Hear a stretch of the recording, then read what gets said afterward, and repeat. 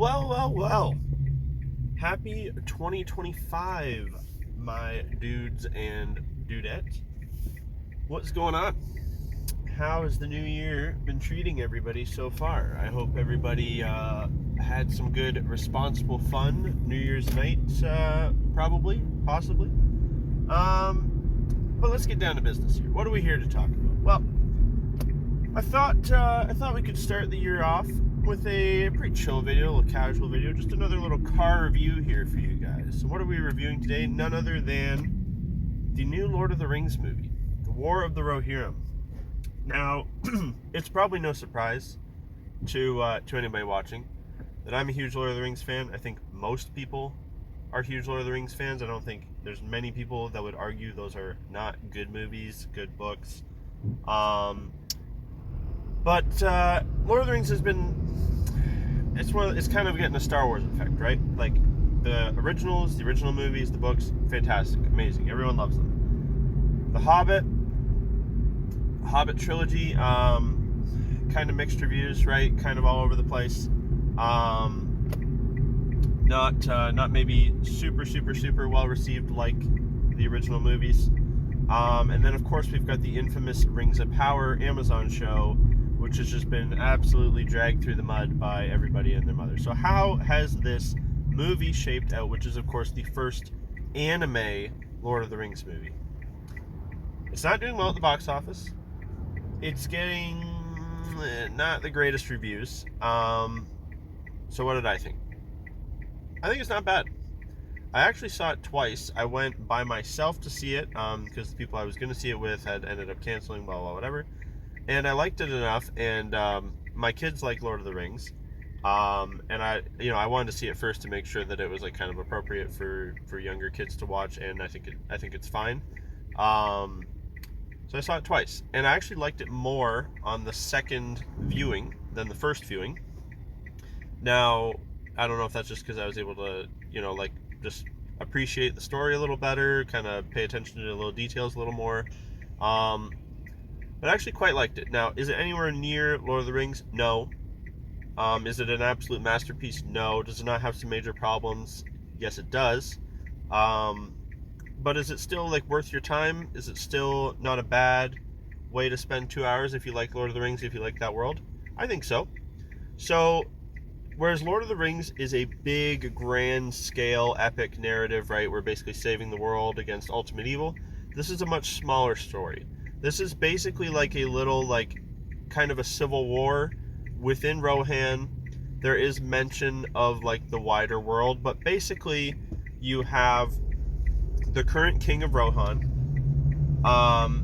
as one of your main characters. That's Helm Hammerhand, who's the king. And then you've got his daughter, Hera. And basically, as in most medieval fantasy type worlds, right, who the daughter marries is a big deal if you're a princess or royal blood or whatever, because that can kind of decide the fate of the kingdom. So we know that she is kind of a wild and free, kind of badass young lady. She has not married anyone. She's not chosen to marry anyone yet.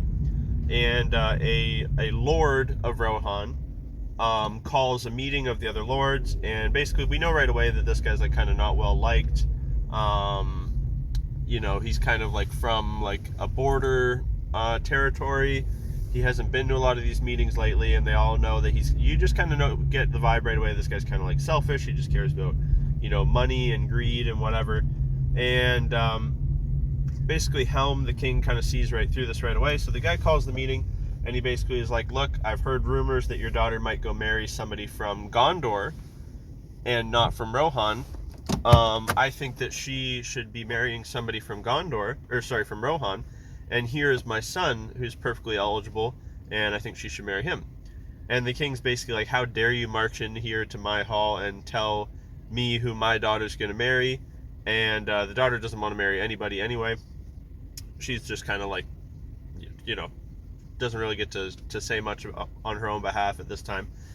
And basically it ends with the king being yeah, it would be very unkingly of me to beat your ass in my own hall. So let's go outside and do it. And the guy agrees, so they go outside and they have a fight.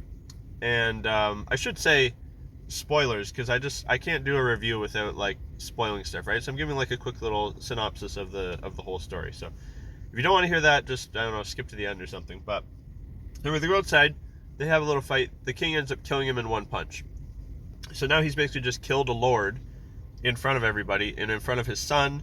His son swears vengeance and says, "I'll kill you for this," blah blah. And then the king banishes him too. So now you've just killed his dad and you've banished him. Obviously that dude's gonna go out for revenge, right? So some time goes by, some years go by, whatever. Nobody's heard from that guy. And then some stuff happens, some different events. I don't want to spoil every single little detail and blah blah whatever.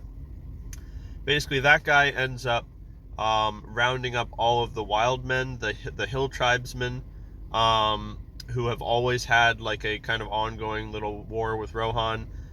They're the guys that Saruman rounds up and it has attacked Rohan in the movies as well. It's that same like group of people.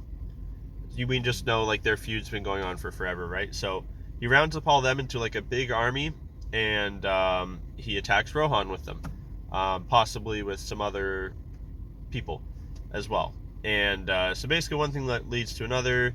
The king's two sons end up getting killed. The king is wounded, and Hera has to kind of like not take charge that much, but she has to kind of do some stuff to like save her people and whatnot. And that's your story. There's not a ton, like Gondor's not coming for aid. The orcs don't really have a huge presence. The elves are nowhere to be seen. The dwarves are nowhere to be seen. This is a little story about Rohan and a little battle or a dark time in their past. And that's it. I think it's a good story. I think it's kind of simple, but it does have its fair share of twists and turns. It's got quite a lot of characters. It covers quite a lot of ground. It's very like it's self-contained. Like it wraps up well. I think it goes in good directions that I think are satisfying. I think generally across the board, I thought the voice acting was fine. Some people complained about it. I didn't really see have any issues with it too much. There were maybe a couple little spots where maybe it was a little bit flat, but overall I thought it was fine. I thought most of the people did a good job. I think the visuals all look nice. I think the character models, the backgrounds, the scenes, they think they're all set up well. I think they all look nice. Now where it holds it back a bit, and everyone has said this, the animation does get a bit choppy at times. It's not all the time. It's not a constant thing, and I think it's more in the first half. You'll notice it. There's times where it just looks like they just didn't have enough time or didn't have enough budget, which I know that is the case, and that is what everyone has said. But you do, even like a smooth brain, not professional movie reviewer connoisseur like myself, I did notice it at times, at certain times, like not enough that I was just sitting there in my seat like my movie experience is ruined because that sword fight or whatever didn't look very cool or it didn't look good. It's mostly in times where it doesn't really matter. You know what I mean? Like it's like people just kind of standing there talking, and you'll notice they'll do that thing that you see it in animes and stuff all the time where they're trying to save money, where like the person that's talking, it's from behind, so you can't see their mouth moving anyway, so they're just standing still, and then the people they're talking to aren't talking, so they're also just, and then you realize for a second, you're like, oh, other than like some fire flickering, nothing in this scene is moving. Like there's like 10 people having a conversation and nobody's actually talking, nobody's mouth is animated, it's all just still, just some fire crackling. A couple times I noticed that. A couple times where like just a character is just talking and they're kind of moving weird. Generally the fights clearly put their more effort into those, or they use their budget for that, and they look better, especially towards the end. There's some pretty good action scenes. And I just think, like I said, it's not everything has to be amazing, right? Like it's okay for a movie to just be all right. Like not every movie can be a 10 out of 10 or 9 out of 10, and not every movie is dog shit terrible. Like if it's, I feel like we get this thing right, where I think other people have said this too. We're like, we get into a rut where if something's not great, it's terrible, and I don't. I just don't really believe that. Like there's movies that are just kind of, they're simpler. They're not a masterpiece. They are not gonna, maybe you're not gonna rewatch them every single year. Maybe they're not gonna be that treasured little moment in your heart, but they're just they're just an okay movie. They're a decent way to spend 2 hours. I think if you are, so the tiny bit of background, like for me, so like I love the Lord of the Rings. It's my favorite movie trilogy. I have not read all the books. I am actually reading the books right now for the first time. My wife got me a nice set finally, so I am reading them. If you're that level of a fan of Lord of the Rings, I don't think you're going to have any problem with this show. So the problems I see that people are having problems with, right? If you're familiar with this story, which I can't even tell you where. Yeah, I could do a quick Google, but I just am not gonna. I'm not sure exactly which little because Tolkien, the author of Lord of the Rings, he has other works published in the world, like the Silmarillion and that, where it delves into more of the lore and the backstory of the world of Lord of the Rings. But the main story that everyone knows is the Lord of the Rings story. But he goes into like the past and stuff. So I don't know how much detail exactly is written about this. I don't know if it's just like a couple pages just briefly explaining this war in Rohan's past. But basically, for what he wrote, the main character was Helm, the king. And I would still say that he is one of the main characters of this show, but they gave the focus more to his daughter. In his original works, his daughter is apparently not even named. Like, that's how small of a character she is. But it's one of those things where you're like, any time they change what the author originally wrote or meant, usually it's bad, right? In this case, basically, as far as I understand it, in the original works, not only is she not mentioned by name or whatever, it's just kind of not really said at all, like what she was doing. And the way the story goes, I can almost see like most of what she does is kind of in the background, if you know what I mean. Like if you were just reading a brief account of this war in Rohan's past, you probably wouldn't hear that. You wouldn't hear most of this story that they show for her. You know what I mean? Like other than a couple events at the end, which they would probably be mentioned in it, like some of the stuff from the climax of the story. But a lot of what her story is in this movie probably wouldn't make it into the retelling of this war, if that makes sense. The big events aren't necessarily like focused on her, if that makes sense. So I can totally see if you're someone who's like a diehard 100% like a Tolkien historian, you know all the stuff off by heart, it might bother you a little bit.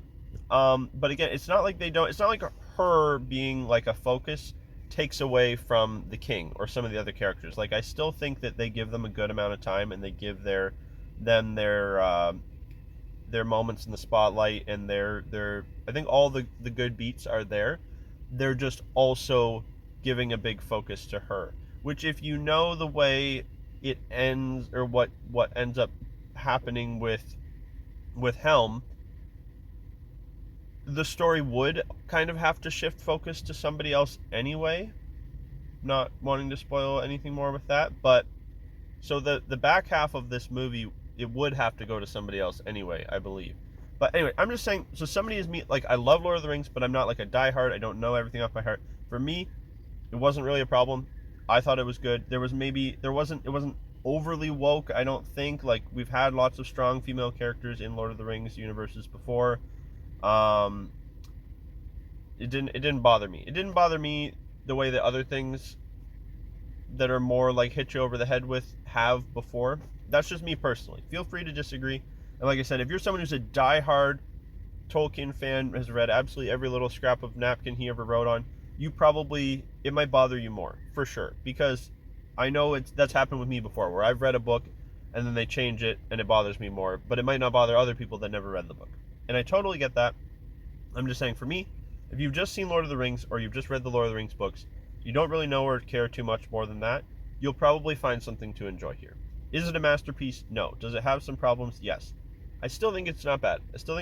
And I really, really hope and I wish they do another one of these, and I hope they just give them the time and the effort they deserve, give them the advertisement they deserve, because I feel like nobody is even like knowing this movie's in theaters, so it's probably not going to do very well. But yeah, I enjoyed it. I thought it was fun. If I had to rate it, I'd say give it maybe a 7 out of 10. 7.5. I quite liked it. I liked it a lot more than I disliked it. So that's my little review for the day. Happy New Year's, and catch you in the next one. Peace.